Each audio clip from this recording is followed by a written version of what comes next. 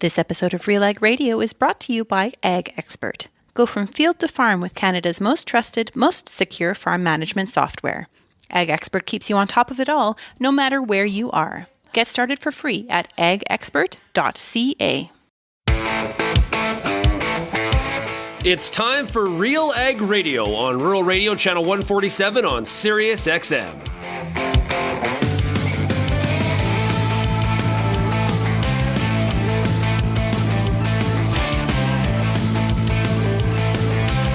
RealAg Radio and RealAgriculture.com is your home for insight and analysis of the issues that are impacting your farm business. Let's get real and get connected with RealAg Radio.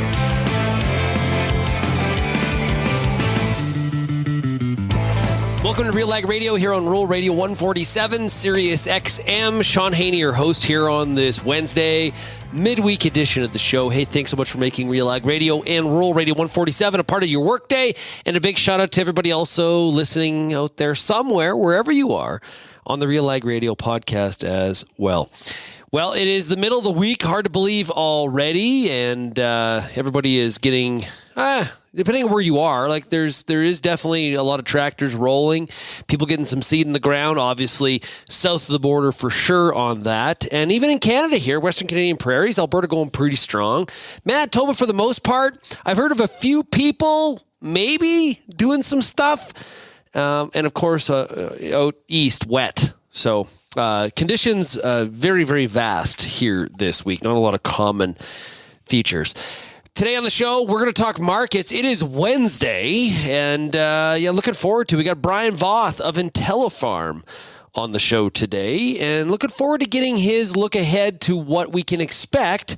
And of course, nobody really knows, but Brian's done a lot of, as always, a lot of analysis on what he thinks we're going to see out of this market and how it performs going forward. And of course, how that ties and fits into your crop marketing strategy. It has been a bit of a rough ride for the ag commodity complex here as of late, and definitely difficult to steer through when it comes to our marketing plans. We're also going to have some time today for your feedback, your tweets that you have sent us. We're going to talk about that. And then we've got some time today for the top ag news stories of the day. If you have any feedback on today's program, we would love to hear from you. Send me an email, shaney@realagriculture.com. You can also, of course, find us across all the different social media platforms. You also have the opportunity to call the RealAg feedback line.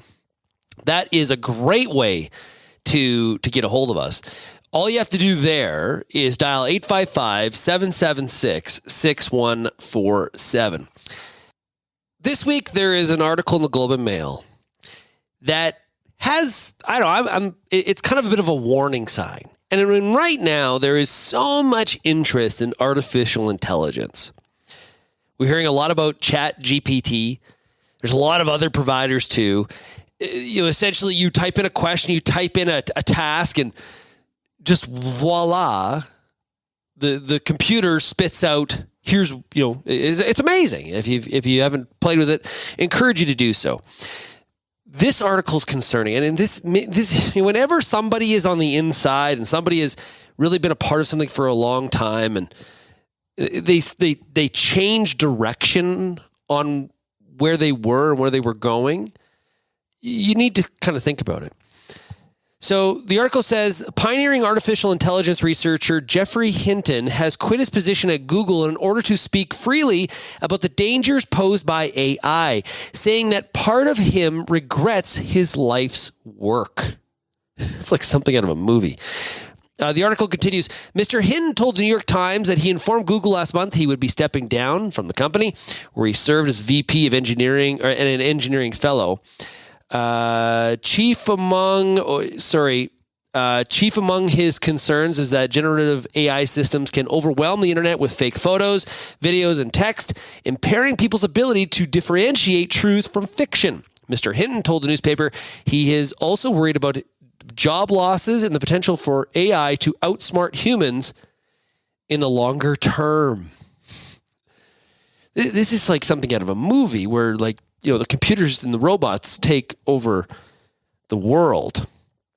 Now, he's not the only one saying this. The article continues, Fears about AI have progressed as quickly as the technology. In March, a number of tech executives and researchers, including Montreal's Yoshua Bengio, signed an open letter calling for a 6-month pause in the development of some AI systems, citing profound risks to society and humanity. Now, some critics of the letter have argued the risks it cites are overblown and hypothetical.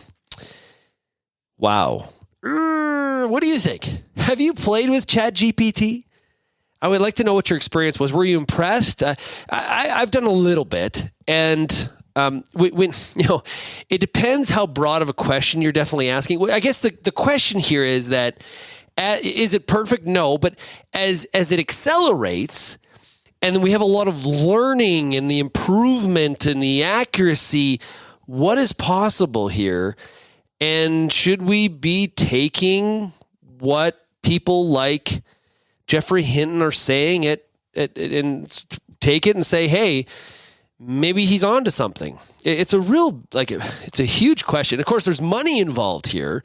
Companies like Microsoft investing large amounts of dollars, billions of dollars in AI. Where does all this lead? It really, when you really step back, it's like a sci-fi movie that we're a part of here right now. We'd love your thoughts on artificial intelligence, where you think all this is headed, and what does it mean for your farm? What does it mean for society? It's kind of a larger doomsday question, but it does kind of make you wonder and ponder what the right policy would be in regards to what is here in front of us with this kind of tech. Okay, let's take a break. When we come back, we're going to talk to Brian Voth of IntelliFarm, and we're going to try to find out how we steer through some of these choppy waters we're experiencing in the ag commodity complex. You're listening to RealAg Radio, Rural Radio 147, Sirius XM. We're talking to Murray Purvis. He is the owner of ABJ Agri Products. Hey, Murray, let's talk about this EasyJet nozzle. People are talking about it. It's getting a lot of attention. What are some of the features and benefits? Well, since the case name system came out, what we found was you're using a state-of-the-art spraying system, but you're using an old technology nozzle. In other words, at higher pressure, 40 to 60, you've got a lot of drift. Those nozzles, about 25% of the droplets are driftable. Whereas with EasyJet, it's more like 2%. Then there's the other side. You end up with larger droplets when you drop the pressure to reduce your drift. So with EasyJets, you have minimal drift. You spray at 40 to 60 PSI, and you have optimal droplets. Awesome stuff. Yeah, I encourage everybody to check out the website. That again is abjagra.com. Hey, Murray, really appreciate you joining us here today. Good luck with the upcoming season. Great. Thanks, Shaun. Peter Johnson at Wheat Pete, RealAgriculture.com. And what an opportunity. Oh my gosh. You think you can't grow better wheat? You are absolutely wrong. We're going to show you how to strive for those record wheat yields that they get in the UK and in New Zealand. You can grow 150 bushel wheat. I'll show you how. Catch Wheat Pete's Word every Wednesday on RealAgriculture.com or download the podcast on iTunes or Spotify.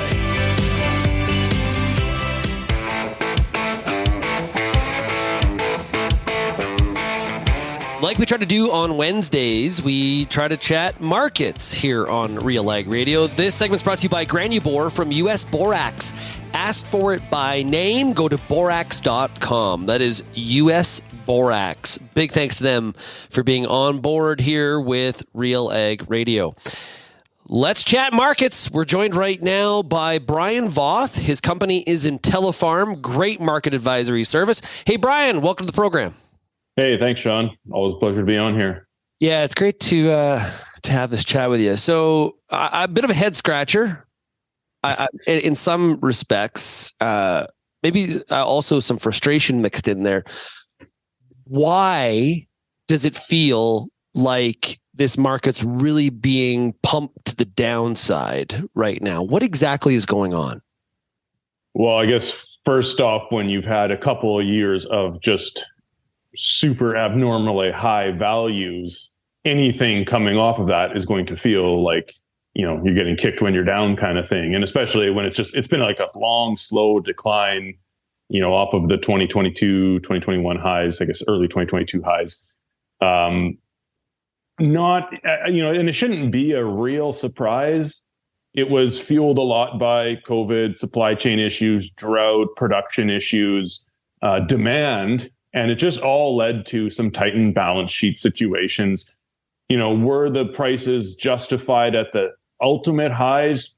Maybe not. It's very easily could have been overdone, but you got to remember, high prices, the reason for high prices is to encourage production and discourage demand, and get buyers to look at alternative products or something like that, because that balance sheet needs to be rebuilt back up from a production standpoint. And so we've done that, going from 2021 into 2022, and we're still, despite the fact, yes, we're well off the highs, you got to look historically, we're still way above any kind of historical average or normal value. But it's very easy to get used to those high values. And that, I think, is the biggest thing that farmers and even us as advisors that we struggle with, is because those high prices are really nice. And it's easy to market in that environment. It's a lot harder to market now when we're coming down off of those highs, and every day or every other day you're slightly lower than the day before, and it's like, oh, well, I'm just going to wait until prices come back. And a lot of people are still waiting.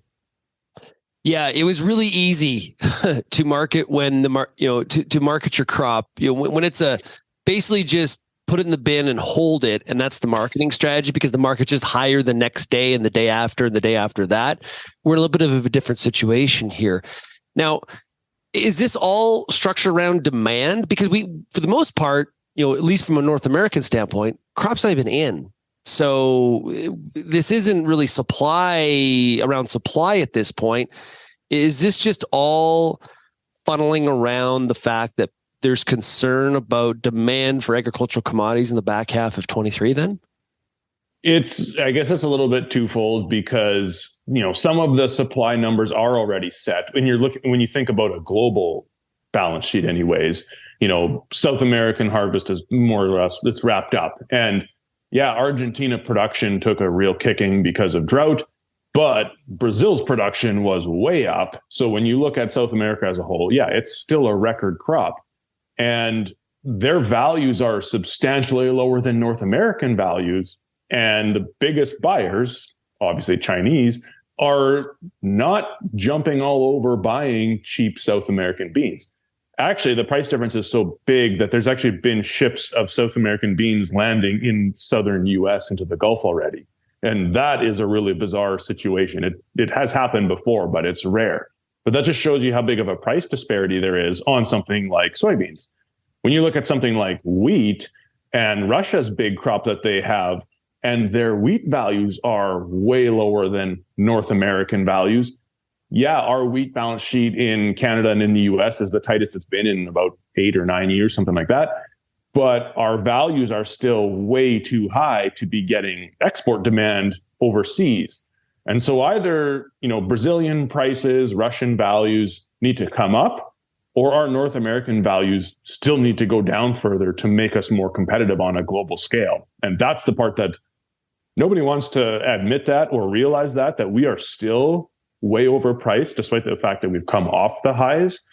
But in reality, we're still just not that competitive on a global scale.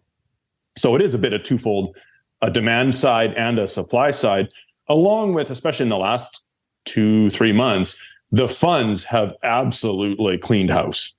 They've gone from long, and in some cases record long positions, to now holding massive short positions. So, they've taken their money and they've run. Yeah. And before people complain about that, and I know why, I would understand why you would complain about it, but let's just throw this in here. We enjoy the funds being on the long side, pushing it to the upside, and many times pushing it past where the fundamentals would indicate the prices should be. Absolutely. It works the other way too. And that's right now, a lot of attention in terms of the shorts in the wheat market and how they have really, really punished that wheat market at this point. Yeah, absolutely. And that's the thing. Like, if you look at, I track the fund positions week over week. And as of last week, they were short 114,000 contracts just in Chicago alone. And I'd have to look back at what they were, but 2-3 months ago, they were probably long somewhere in the 40,000-50,000 contract range. So that's a huge turnaround. And similar, they had been long about 75,000 contracts in canola. And as of last week, they're now short 52,000. So same thing, like it's a huge turnaround, and you're bang on. Yeah, we love them when they're buying and pushing things up, and it's pushing canola to $25-$28, or it's pushing wheat to, $14, $15, $16. But if the equilibrium price should be, on canola, let's just say maybe the equilibrium price should be $750. They pushed it to $1,200, and if they push it down to $600, it's now taken the flip-flop side, and what it does is it basically expands the range of where the commodity would trade normally. And that's been the case for, 10, 15 years already, that they take it to the extremes. So it's great for us on the way up, but it's really hard to watch on the way back down again. Yeah, and relatively speaking, you look at November canola at 682 at the time we were doing this discussion. Lots of times where we talked about how the heck could canola ever get over 500 again. So relatively speaking, we're in a decent position. We are just off of those highs from where we were, say a year ago. Now, correct me if I'm wrong, but is this typically here in early May? Is this typically where we see a market kind of act like this, or is this unique? It's dragging out a little bit. Normally, aside from the last couple of years, but normally markets would tend to peak out somewhere in late January, early February, basically as South American harvest ramps up, and would drop off typically into, towards end of March, end of April, somewhere in there, and then see a rally back up into middle of June, roughly speaking, as we see what the North American planting progress looks like, what the crop conditions are doing, et cetera, et cetera. If there's any kind of adverse weather, sometimes that rally can take us into July, but most often it's middle of June, and then you start to turn back around and drop off through the summer months until harvest is, 50%, 70% done, and we get a better idea of what the crop looks like. That's the very seasonal patterns, which obviously have not been at play in the last couple of years. But I do wonder if that's starting to be a factor again now. And just the fact that the funds have ramped up such a short position. If there is anything inclement about North American seeding this year, if the funds decide to come in and short cover, we could have a very quick, very fast rally to the upside. It's like that elastic band, right? Exactly. Like Yep. But just remember, on a move like that, highly unlikely that's the start of another bull market. That is a bounce that needs to be taken advantage of and sold. It's an opportunity. Exactly. And nobody's going to want to hear this next sentence, but if there's not major issues, I still think we're taking another leg down by the end of the year. Okay, so when you say leg, give me a context of that, because I understand what you're saying, but is that more of the same here, or like what do you mean by a leg? Kind of define that for us. Give some context to it. Well, I guess it depends. Are we talking like a Cara leg or a Brian leg? Because one of those is a lot longer than the other one. But this is quite true. No, I think if there's not major issues and we pull off, a normal crop, a yield this year, these prices are still too high from where we need to be longer term. So by the end of the year, if we pull off an average yield, we could be looking more at like $6.50 canola. We could be looking at, $7 wheat futures. I'm talking $7 to $8 wheat. We could be looking more like $12 soybeans kind of thing. Like this to me is still not the new normal value. Yeah. And I guess, is that all based on the fact that, what is that based on? Is that just when you say we're overpriced relative to where we should be, that's obviously a fundamental. You're not doing a technical evaluation according to the charts. You're talking about the fundamentals of supply and demand. Is that recessionary concerns? It's a little bit both technical and fundamental in that, I don't think we've seen the full effects of what these high prices have done because, again, the demand is still not up to where the balance sheets currently have them penciled in. And so I think those high values had a way bigger impact on demand than what we realized. It's just, that's always a lagged thing to come into the market. And so if the demand continues to be lackluster, we're still building a balance sheet up, and prices need to get to a point where it actually starts to encourage buying again. That's the thing about prices. It's really easy to destroy demand. It takes a lot longer to get demand back. And that's why you see in these markets, you see that big spike up, and then you see a drop off and a long sideways or long tail to this market because it is now trying to get demand back and start reducing the ending stocks, like building up demand, discouraging production, possibly, depending on where we get to. But this is why markets just do this over and over. High prices cure high prices, low prices cure low prices, because low prices will encourage demand and discourage production. Well, and that's why everything in ag is cyclical, right? We'll continue our conversation with Brian Voth of IntelliFarm right after this quick break. You're listening to RealAg Radio, Rural Radio 147.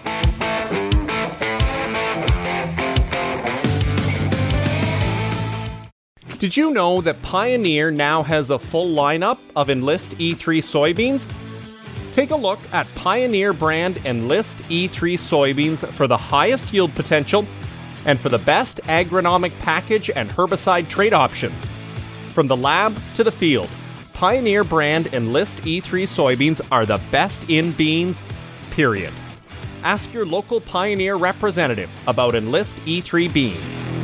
As you head out into the field this season, the Corn School's got you covered. Everything from tillage discussions, weed control info, field trial results, yield strategies, and more. The Corn School on RealAgriculture.com has the information and advice you need to help you succeed. Brought to you by Pride Seeds and BASF. Corn School episodes are available at cornschool.com, from RealAgriculture.com, or as a podcast from your favorite streaming service. Download the latest episode today.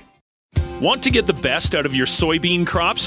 Whether you've been growing them for a generation or are just starting into soybeans, find what you need to know at soybeanschool.com. You'll see videos on growing tips, pest control, and much more from specialists across the region, all in one place.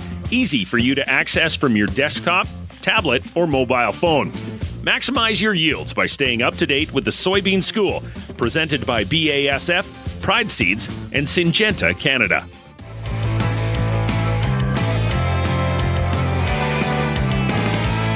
I feel like today, Brian Voth from IntelliFarm has given us a bit of a heads up here. Heads up on what's happening in these markets. Be paying attention. Well, it also applies to seed treatment. This segment's brought to you by Heads Up Seed Treatment. Protect your beans from rhizotonia root rot, white mold, and SDS with Heads Up. Visit your nearest Agrimark location or visit headsupst.com to learn more. Brian, continuing our conversation here. Now, we haven't done the May intake yet for our Canadian Farmer Sentiment Index. But what we did see in March was farmers kind of having a real bearish tone or an outlook on which direction we're going when it comes to commodity crops.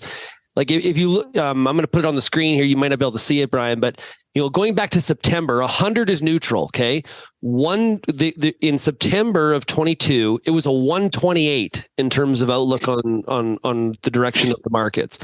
Farmers feeling very bullish. A lot of attitude around we're going back to the spring 22 highs. Clearly, that hasn't happened. But if you look at now, and basically each month it's kind of gone downwards, we're looking right now at a 74. So farmers overall feeling somewhat the same as what you're talking about here. Pretty negative tone to the direction of the commodity markets as of March when we did the survey. The question is, do people risk manage? Did they do things about that bearish tone that they had and the concern they had? I wonder if the risk management strategy followed through. Time will tell on that one. Well, and it's been tough because when you look at where prices have been the last couple of years, it was really easy to get used to. And when we were talking about forward pricing canola for this fall, 2023, and, we're looking at, $18, $19 canola, it was kind of funny, I guess, in a way, when we're getting pushback from clients, but well, why would I forward price $18 or $19 canola? Like, I'm just going to wait for 22. And my only response to comments like that is, how much bin space do you have, and how many years are you willing to wait? Because ultimately, yeah, you might be right at some point, but you might have to be sitting on something for a long time before we see those values ever again. And it even go back a little bit further, and it was like having a debate over, well, should we sell $25 canola? And I'm like, do you know how dumb this question is right now? How dumb this sounds that we're actually having a discussion about this? But that's the reality. And that, again, that was so easy to get used to, that when you start looking at, $18 canola, like what is this, a peasant oil seed now? Like, I got to sell $18 canola? And this is where, to me, for 2023, having your cost of production and your budget figured out early was the ultimate key. Because when we were looking at, say, last summer, for example, a lot of farms would typically buy their fertilizer for the following year. So last summer, guys were buying fertilizer for this spring, and it was ridiculously high priced fertilizer. We're talking $800, $900, $1,000 a ton. And I said, that's fine. I said, we can work around that, because at that point you could still forward price, $20 canola for this year, 21, whatever it was. I said, but do not just buy that fertilizer and do nothing on the marketing side. Like, that is a recipe for disaster. I said, if you're not willing to forward price, then don't buy the fertilizer, because I was also bearish on fertilizer values, mainly because I was bearish on grain prices, and fertilizer tends to follow those. So I said, I think that fertilizer is coming down. I said, I think your best strategy is to forward price the grain and not buy the fertilizer. But there is some risk in that one too, because with all of the issues with Russia and whatnot, it was like, okay, but are we actually, if we don't buy it now, are we actually going to physically get it by the spring of 2023 or not? So there was a different concern there as well. But the underlying thought was, fine, buy the fertilizer, secure your needs, but also go and forward price a bunch of grain. You're buying high priced fertilizer, offset it with high priced grain. And the strategy worked out really well. Obviously, now it looks like we should have sold a whole lot more than what we did, but it's also hard to think about selling, fall of 2023 grain when you haven't even combined fall of 2022 grain yet. Yeah, absolutely. To be fair, you're 100% correct. Now, okay, we have established the scenario, and I know this is a scenario that you believe in, the scenario of where the market works, whatever sort of, I'm not sure what velocity, but it's working its way to the downside because we potentially are overpriced. Give me the bullish case. Give me the case that this is temporary, and we could see the market be higher from these levels going forward. So I got to put on the farmer hat now. Yeah, well, maybe. Like, what is the scenario? Because there's two sides to any sort of trade, right? So when somebody is buying those puts, somebody's selling them. So what's the reality here for people that are looking at the upside? So, I mean, upside is that balance sheets currently are still on the tight side, both Canada, US, globally, depending on which one, how you want to look at it, but balance sheets are still tight. So there's some underlying support to that until we get, new crop production in North America, for example. And that is a big question mark, because obviously right now, lots of progress in the southern states with planting. Northern states are not doing a whole lot yet because it's still cold, it's still wet, there's still snow on the ground in some places. Similar story to Canada, or at least Manitoba and maybe eastern Saskatchewan. So there's concerns over, is there going to be a delay in seeding? Down in your neck of the woods, it's still, I believe, rather on the dry side. It is. And, guys have been seeding for a couple of weeks already, I think. But so there's weather concerns that way as to what is that going to do to yield and production? And that is a big question mark, and it's a very valid one. But right now, nobody's going to plan off of a disaster, and nobody's going to plan off of a record number. So you kind of have to go off of average. And, then there's the whole acreage debate. And I would say I would value or trust the USDA numbers a little bit more than Stats Canada, considering why on earth Stats Canada decided to pull acres in December is beyond me. And it's beyond dumb and useless, because from December 15th to January 15th, nobody had a final crop plan in mind yet. So the Stats Canada numbers that came out last week were basically garbage, I would say. And so there's this debate over, the corn and the soybean acres in the U.S. There's the winter wheat situation in the U.S., which is, for lack of a better, it's abysmal looking, right? So there's that. That's an underlying supportive factor. The delays in the northern plains, also a bullish factor on the wheat side, along with the whole Black Sea area. So all these things should be theoretically providing some support to things. And then I saw a headline this morning that Ukraine tried to attack the Kremlin with drones. Yeah.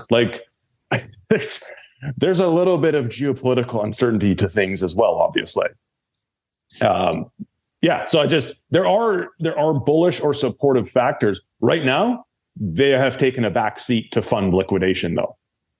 Yeah, right. I was taught a long time ago, a couple of weeks ago, we did a market interview where we talked about how you used the abysmal, good description, the abysmal condition of the winter wheat crop, Oklahoma, Kansas, and parts of Nebraska. And was that sort of an enabler for some positivity to happen in the spring wheat market? Since then, we were asking those questions and talking about it. It feels like the spring wheat market's just been kind of hammered to the downside. So obviously that is not exactly taken hold. You never want, I was taught a long time ago, you never want wheat to lead the market higher. You want corn. Okay. So when I look at this, it's like, okay, we have an underplanting of corn, which is still possible based on weather potentially, and we don't hit the trend yield. That's really kind of what we're, I guess, if you're on the long side, and most farmers are, that's what you're hoping for at this point, right? That's what you got to hang your hat on if you're hoping that prices take another leg higher. And that's, again, it's a legitimate thought and it's a legitimate concern because of the time frame that we are in right now. And when you look at some of the longer term weather forecasts, like if it turns into be a hotter and drier summer all the way down through the Midwest, absolutely, we may really struggle to hit trend line or average yields. But there's also the thought that there's an extra 3.5 million acres of corn going in the ground this year versus last year. So along with the fact that demand has just been lackluster. So again, there's always going to be bullish factors. There's always going to be bearish factors. And a lot of these things are just things that play out over time as we get further and further into the crop year. But hanging your hat on, the few bullish things that you can find and doing nothing from a marketing or strategy perspective, that's a risky game to play in my mind. Hey, Brian, this has been a great discussion. Always fun to chat with you. I think what we've learned here is have a risk management plan, have a marketing strategy, follow up with, wrap that in some discipline, and good luck to everybody. Those are some rough waters out there. I think this is gonna be a bit of an interesting 2023.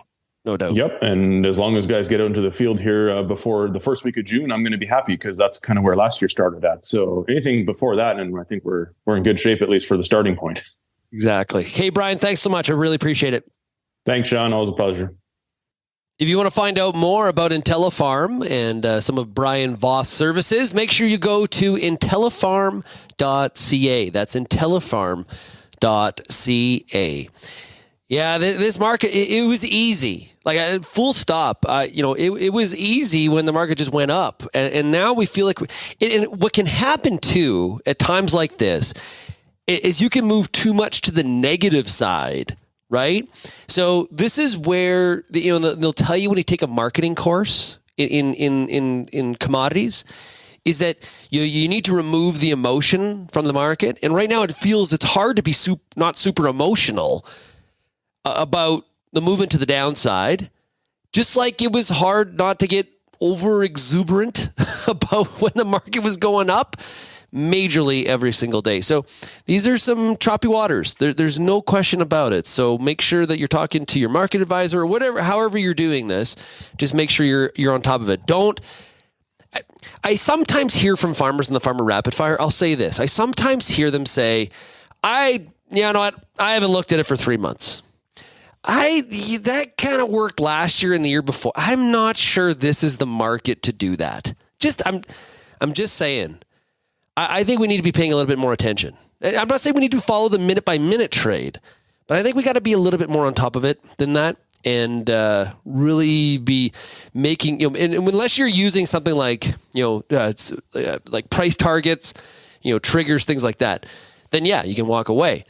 And maybe that's something you need to do in this market because, especially on the rallies, on those elastic band days like Brian talked about, where we want to take an opportunity, where the market moves higher over a certain course of days, it hits a price, boom, you're in, and then at least you've done some of your business. That may be something to think about too. But choppy waters indeed. Let's take a break. We'll be back on RealAg Radio right after this.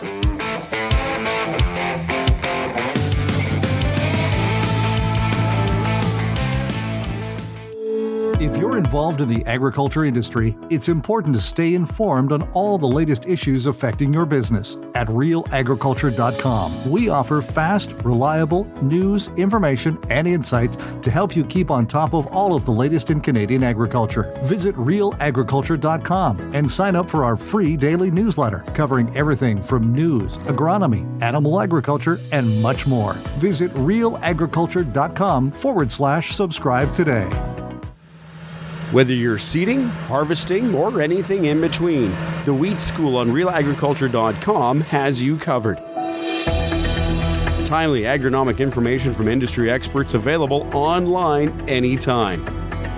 Give your wheat crop a good start and a great finish with the Wheat School on RealAgriculture.com. Brought to you by C&M Seeds, Syngenta Canada, and the Alberta Wheat and Barley Commission.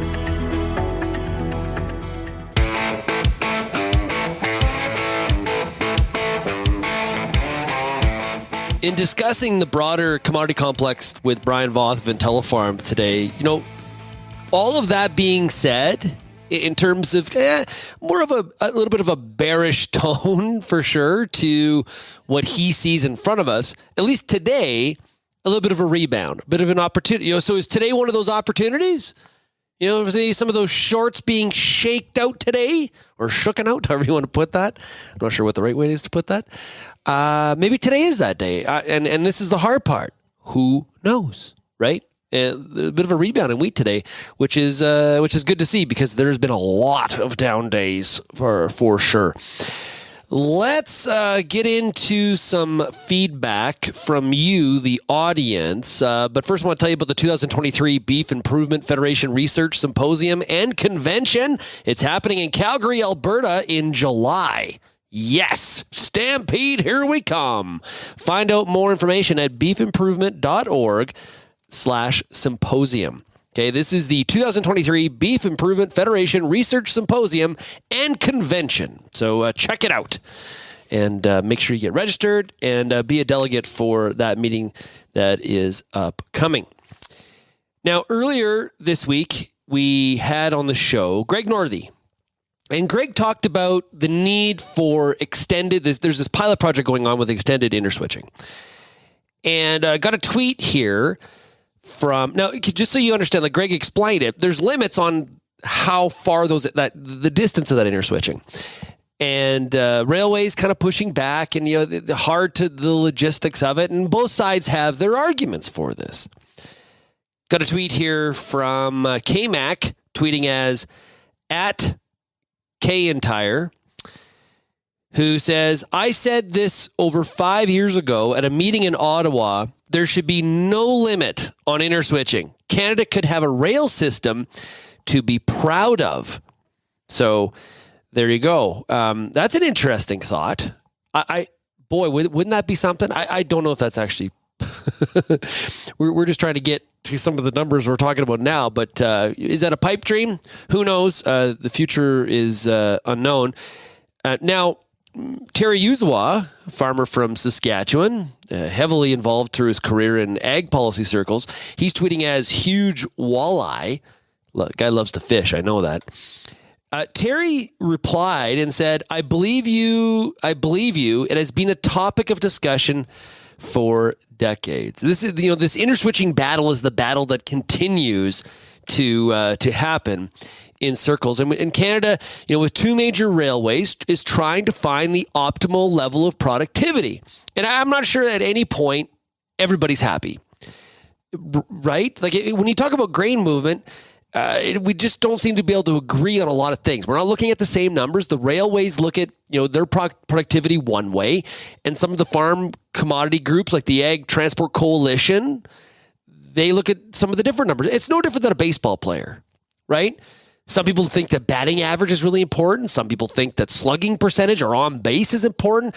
Many people have moved on to things like OPS or WAR as the actual numbers that we should be following. So everybody has different data points that they deem to be the real indicator of success. But this interswitching one is going to be very interesting to watch in the go forward as Canada tries to make improvements to its transportation logistics system.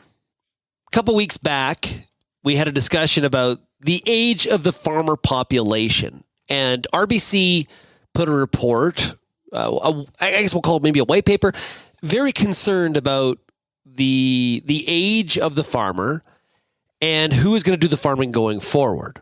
And there's been a lot of discussion about this in the mainstream media.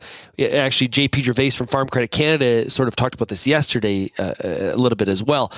Longtime listener of the program, Chris, who is tweeting me as at SVHS1985, says, hey, just listen to the RealAg Radio podcast. I know of several of my peers who left the family farm in the 1980s and 90s to enter careers with the provincial and federal government. 30 to 40 years later, there is a concern about a lack of farmers. Yep. That's hey, one of the big challenges, right? The 80s really shook a lot of people out. It wasn't a situation where who the heck would come back to the farm, right? There was no profitability. There wasn't a life to have based on some of the financial conditions that were out there. Now, some people would say, like any other industry, there's consolidation. Like we don't have 50 airlines to choose from, right? Banks, there's a supply issue there. We only have so many railways. So some people saying, arguing that, hey, listen, this is just, we're in any industry, in any open competitive environment, you're going to have people that aren't there tomorrow. And so there is this element of the survival of the fittest. Is that how that saying goes, or that title? Now, some people would argue that we need to keep as many farmers farming as possible. We need this broad, because it's food, and we can't rely. We don't want to consolidate down to where we have 2 meat packers.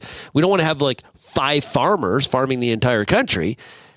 We need to have that broader base, that scale, and so this is kind of the debate that goes on. It depends kind of probably on your philosophy. But hey, Chris, I really appreciate. Good point. I really appreciate that tweet. If you want to join in the feedback, there's a number of different ways to do it. You can send me an email, shaney@realagriculture.com. You can also follow us on and contribute on any of the social media platforms. On all of them, we are Real Agriculture as the username. Or you can call the RealAg feedback line. That number is 855-776-6147. Love your feedback, and I don't care whether you agree or disagree with me or any of the guests. I just want you to contribute and provide your perspective, because it is equally important. Let's take a break, and when we come back, we're going to get to the top ag news stories of the day. We got a decision on interest rates in the U.S., We also have an update from Minister Bebeau in terms of what's going to happen with some plant breeding going forward. So we got that and a whole lot more. You're listening to RealAg Radio, Rural Radio 147, Sirius XM.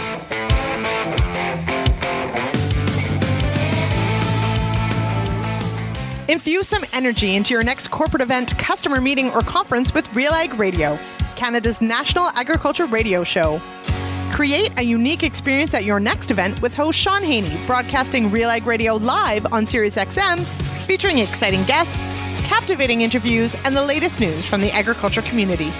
Contact advertising at RealAgriculture.com or call 587-787-1795 to book your on location with RealAg Radio today. Canola is more than just a pretty face in the prairie landscape. It's a big business, both here and around the world, that requires you to be informed and up to date on everything it takes to grow a successful crop. The Canola School on RealAgriculture.com has an expert library of video resources covering markets, agronomy, and more to help you grow a healthy and profitable canola crop. Visit canolaschool.com today. Brought to you by BASF Canada and Invigor Hybrid Canola.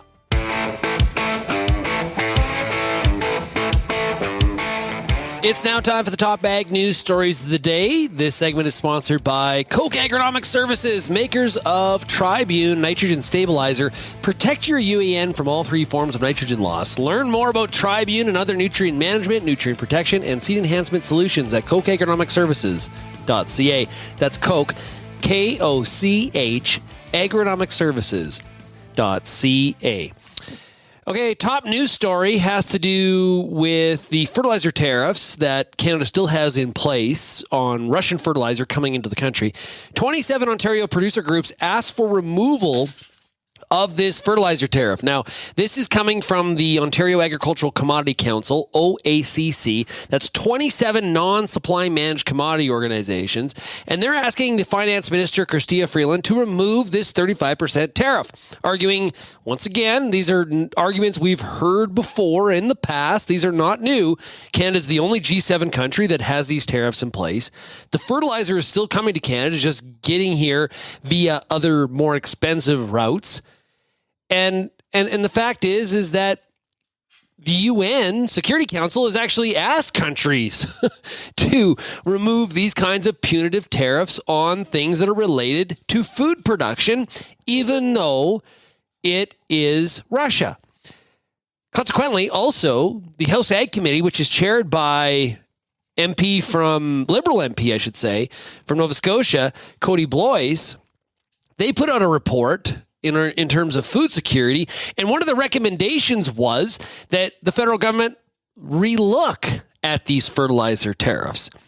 So here we sit. We'll see if there is any sort of a change in the go forward. Of course, what we've also seen is back in the federal budget, Chrystia Freeland, Minister Freeland, basically put $34.1 million into off-calf for those Ontario or Eastern Canadian farmers that were impacted. And that didn't go over very well. So basically saying, hey, remove the tariff and this will all be over. Also today, we had the Minister of Agriculture and Agri-Food, Marie-Claude Bebeau, provided a press conference and I got an update on some issues around gene editing and the future of plant breeding in Canada. Lyndsey Smith of Real Agriculture attended that press conference, and she joins us right now to give us an update on what happened. Hey, Lyndsey, how are you doing? I'm doing well. Thanks for asking. Okay, so what did we hear at this press conference today? Well, so today was the official announcement that Canada, so the CFIA, is moving forward with Section 5 of the seed regulation, which essentially sets out that a variety, a crop type, if it is made through gene editing, it would still be equivalent to conventional plant breeding methods. Essentially saying if gene editing is used in the creation of a variety, it is not considered genetically modified. It is not a GMO and it would follow the same line as conventional. Okay, wow. Okay, we're going to have an interview on RealAgriculture.com, getting reaction from Pierre Patel, President and CEO of CropLife Canada, and a few others in reaction to this news. This sounds like going to be looked upon from the industry as a big win, would it not?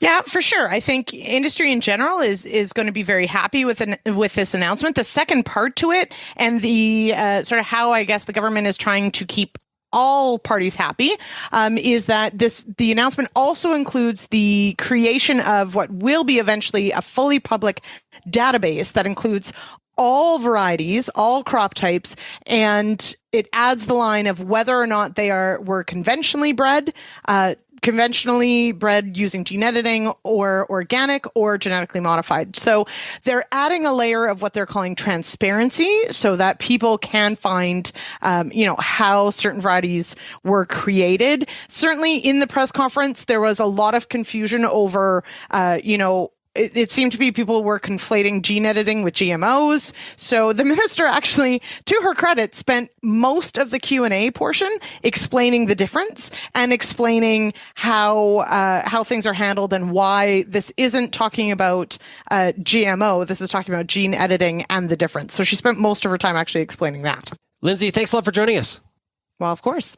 And we're going to have more on this issue and the reaction to the decision at RealAgriculture.com and on this show here in the coming days.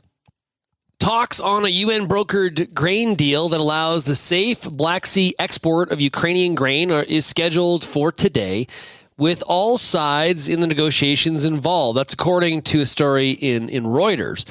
The deal brokered by the United Nations and Turkey last July allows grain trapped by Russia's invasion, the war that Russia has initiated, for that grain to be safely exported from Ukraine's Black Sea ports. Now, speaking of Ukraine exports, and I should say that export deal has been in place only for 60 days this time. Some people believe that this actually there will not be a renewal, which has a lot of people really concerned.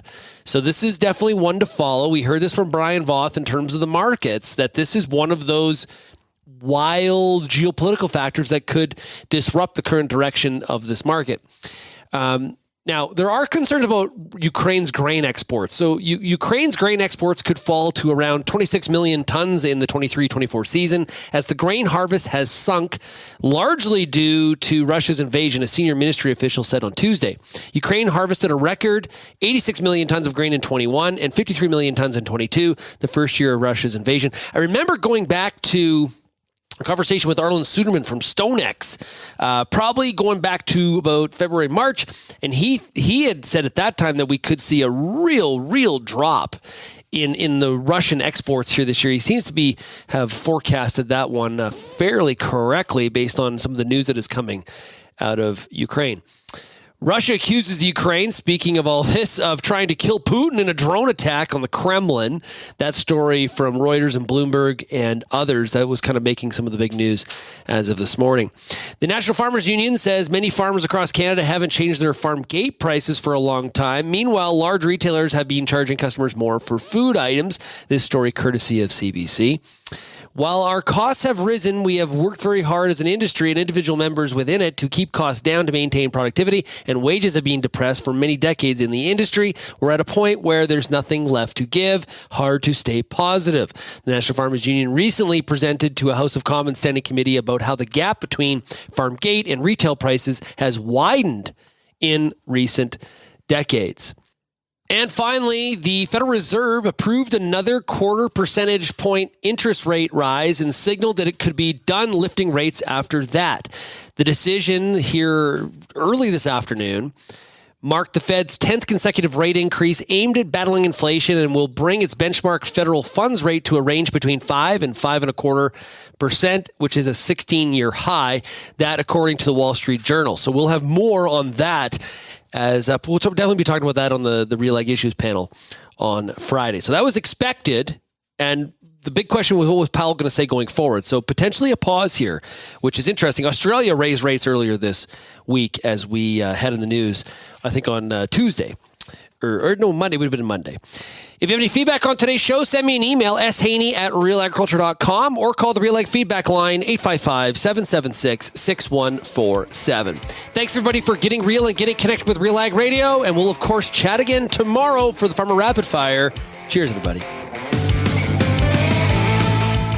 Thank you for downloading this episode of RealAg Radio, brought to you by Ag Expert. Go from field to farm with Canada's most trusted, most secure farm management software. Ag Expert keeps you on top of it all, no matter where you are. Get started for free at agexpert.ca.